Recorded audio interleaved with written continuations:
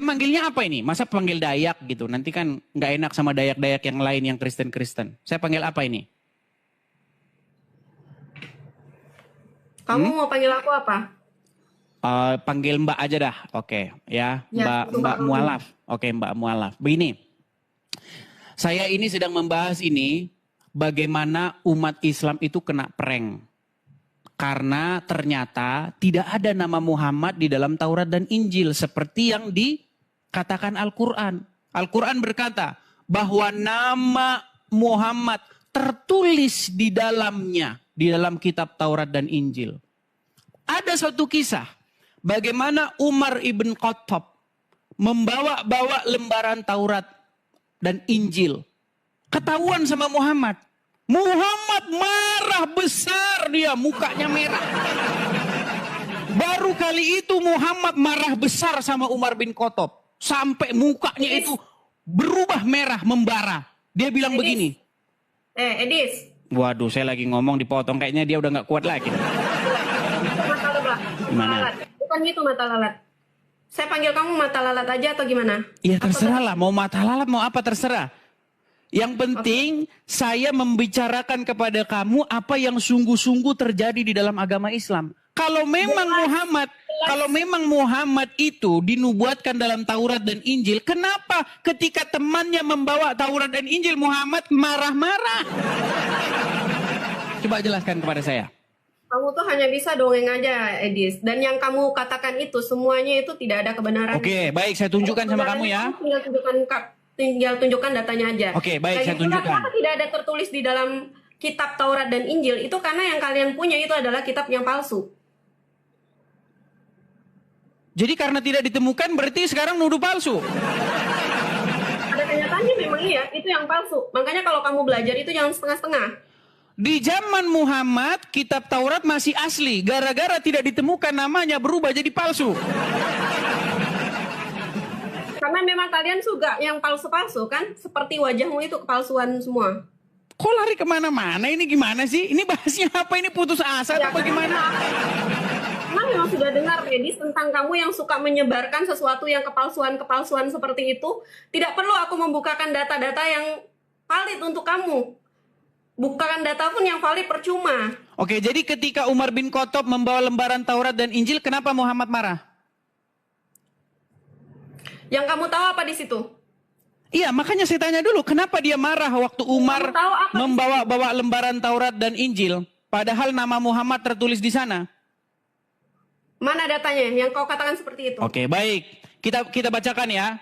Karena kan selama ini kan jadi mualaf kan cuman ini aja, ikut-ikutan saja. Saya tunjukkan. Bagaimana Muhammad marah ya. Nih, saya tunjukkan hadisnya. Ya. Saya tunjukkan hadisnya. Sabar ya teman-teman ya. Nih. Saya balikkan kamera saya. Bagaimana Muhammad marah kepada Umar gara-gara Umar membawa Taurat dan Injil. Nih, saya balikkan kamera saya. Nih, saya balikkan dulu kamera saya. Oke. Saya bacakan ya. Nih ya. Ini tertulis nih. Ini tertulis hadis riwayat Ahmad nomor 15. Nomor 15 6. Nih. Saya bacakan. Kita bacakan dari sini ya. Sebentar, saya bacakan. Ini kalau kalian judulnya ya. Ketika Nabi SAW menegur Umar yang membawa Injil. Dia tidak tahu selama ini jadi orang Islam dikerjain. Saya bacakan. Nih. Ya. Dalam sebuah hadis diriwayatkan oleh Imam Ahmad. Dalam musnadnya Rasulullah bersabda. Ini bersabda kepada Umar bin Khattab. Apakah engkau ragu, wahai Ibnu Khattab? Sungguh telah membawakan kepada kalian agama putih bersih. Seandainya Musa hidup di zaman ini, maka tidak ada pilihan baginya kecuali mengikuti aku. Ini ketika Umar bin Khattab membawa Taurat dan Injil, Muhammadnya malah marah. Dibilang katanya Umar bin Khattab ragu-ragu. Ketahuan karena namanya nggak ada di situ. Ayo, sekarang udah percaya? Sekarang udah percaya? Percaya sama kamu Edis, sama aja. Percaya dengan bahasa kamu. Oke, jadi hadis ini bohong. Balikan lagi wajah kamu yang... Oke, baik. Saya balikan lagi. Jadi kamu percaya bahwa hadis itu bohong? Yang bohong itu kamu Edis. Karena Jadi kamu hadisnya selalu gimana? mencari Oke, sesuatu yang kalau gitu saya mau palsu. tanya sama kamu, hadisnya gimana? Yang bohong itu kamu Edis, karena kamu selalu mencari sesuatu yang palsu. Berarti saya bohong. Oke, baik. Kita putarkan dari ceramah Ustaz saja ya. Bagaimana Umar bin Khattab pernah membawa-bawa lembaran Taurat dan Injil nih. Kamu bilang saya bohong. Waduh, sungguh kamu nekat yang nyata kalau seperti ini caranya. Nih, saya bacakan kepada kamu nih. Nih ya. Edis, Nih. kamu kirim lagi, emang saya suruh kamu kirim. Apanya? Ini dengarkan. Dengarkan ya, nih. Wa nazzalna 'alaikal kitab, dan kami turunkan kepada engkau Alkitab. Tibyana likulli syai', sebagai penjelas bagi segala sesuatu. Kemudian beliau membawakan sebuah hadis atau riwayat di sini, asar dari Umar bin Khattab radhiyallahu ta'ala anhu, ya, dari Nabi sallallahu alaihi wasallam. Tentang kisah Umar bin Khattab yang suatu hari memegang-megang kitab Taurat. Taurat diturunkan kepada Nabi siapa? Nabi Musa alaihissalam. Baik, kita baca kisahnya. Warawa An-Nasa'i wa ghiru, dan diriwayatkan oleh atau Imam An-Nasa'i meriwayatkan dan selainnya.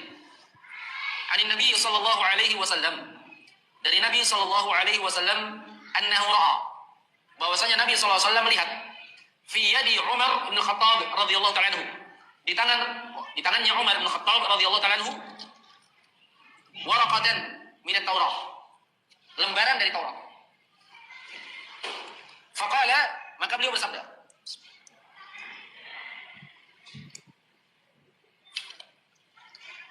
amutahawwakuna ya Ibn Khattab, apakah engkau meragukan wahai Ibn Khattab? Dalam ayat yang lain dijelaskan maknanya ya, asyakun anta Ibn Khattab, apakah engkau ragu wahai Ibn Khattab? Nanti kita jelaskan maksudnya. Nah, intinya bagaimana? Intinya ketika temannya Muhammad Ibnu Khattab membawa lembaran Taurat, Muhammad malah nggak senang. Mata lalat. Kenapa dia nggak senang? Coba. Mata lalat. Nggak ada jawaban kan? Nggak ada jawaban. Jadi hanya mencari sesuatu yang tidak baiknya aja. Loh, Seperti sekarang begini ya. Saya umpamakan begini. Sama otak kamu itu mau mencuci otak-otak orang yang ada di situ. Gitu. Loh, tidak mencuci, Mbak Mualaf. Saya hanya menyatakan apa yang tertulis di dalam literatur kalian. Kalau memang Muhammad itu dinubuatkan di dalam kitab Taurat, kenapa Umar bin Khattab ketika membawa kitab Taurat itu, Muhammad malah marah? Apakah engkau ragu-ragu ya Umar bin Khattab? Loh, masa ragu-ragu? Lo justru harusnya itu kesempatan Muhammad untuk menunjukkan kepada Umar bin Khattab, wahai Umar bin Khattab, sini kitab Tauratmu. Nih, saya tunjukkan bahwa nama saya ada di situ. Ternyata Muhammad malah mukanya merah. Gara-gara Umar bin Khattab membawa Taurat dan Injil. Nyata bahwa sebenarnya Muhammad... Kamu tahu muka Muhammad itu merah, Edis? Bagaimana? Dari mana kamu tahu muka Muhammad? Di dalam hadisnya bunyinya begitu. Di dalam hadisnya Muhammad di situ dikatakan wajahnya berubah memerah dan dia marah kepada Umar bin Khattab. Kamu saja selama mualaf baru dengar riwayat ini kok. Kamu mualaf berapa lama sih? Jujur, wajar Edis, karena aku mencari sesuatu yang benar, bukan mencari sesuatu giliran, yang salah. masa sekarang saya kasih tahu kamu informasi kok kamu bilang-bilang saya bohong? Bukan saya bilang bohong, tapi memang kamu selalu menyebarkan kebohongan. Bohongnya di mana coba? Begini Mbak ya, begini. Itu semua Begini, kebohongan, Edis. begini, saya panggil Kak deh lah, saya menghargai kamu lah ya, saya panggil Kak Mualaf. Begini Kak Mualaf ya. Saya nggak perlu harga dari kamu, karena memang Kan marah kan, ngambek. Saya marah, Edis, ngapain saya harus marah? Ngapain saya harus Nanti marah? kalau ngambek-ngambek nanti cantiknya hilang. Ya.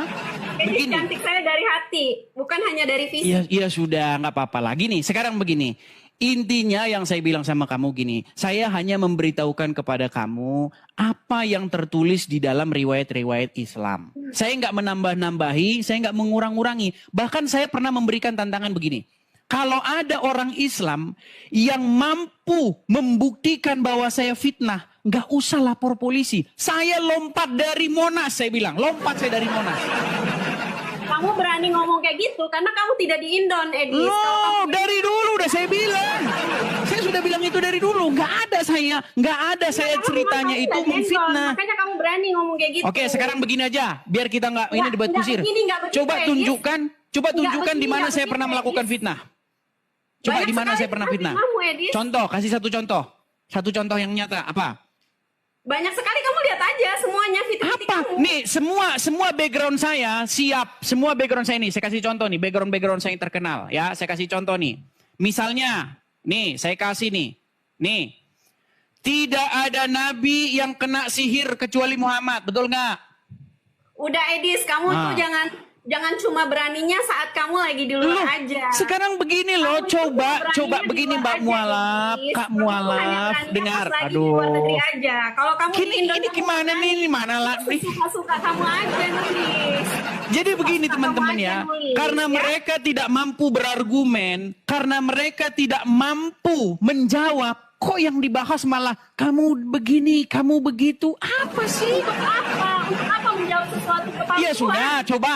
Apakah yang saya katakan bohong? Bahwa Muhammad menjadi satu-satunya nabi yang kena sihir? Bohong atau fakta?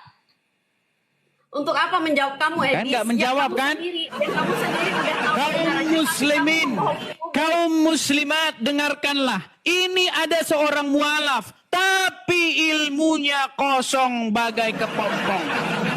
Iya, kosong. Seperti kepompong yang sudah ditinggalkan isinya. Udah jadi kupu-kupu, tahu kepompong? Udah kosong, udah nggak ada, isinya udah nggak ada. Ini bagaimana ini? Bagaimana ini pembina mualaf-mualaf? Saya kasih saran sama Edis, kalian, justru tolong saya mualaf itu dibekali kasihan ilmu. sama kamu, Edis. Justru saya kasihan sama kamu, Edis. Bukan malah bahas kasihan. Lihat kuat itu hanya karena kamu di luar aja. Kok Aslinya kamu malah bahas kasihan? Apa hubungannya dengan kasihan? Emang iya. Emang iya. Ini nggak ada hubungannya.